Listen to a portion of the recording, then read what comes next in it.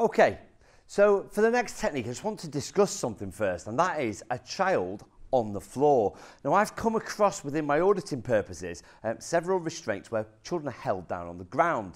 Well, let's just break this down. If it does go to ground and we lose control, maybe from the seated or kneeling positions that we were showing before, is it safe to hold a child and restrain them on the floor? Well, let's forgo safe. Let's talk about reasonable force. Let's talk about necessity.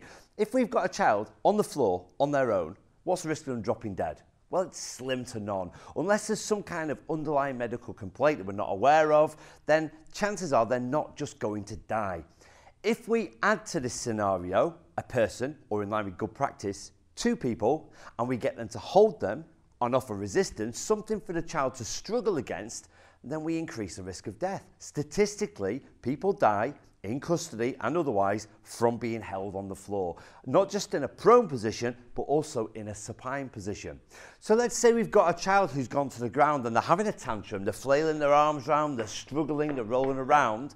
Realistically, we can look at this and treat it the same way as a seizure.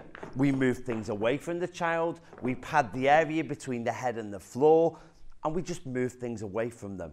The risk of them dying here is far less than if we were to start holding them, giving them something to struggle against, making them get exhausted, and prolonged struggling, as we know, increases the risk of death through positional asphyxia.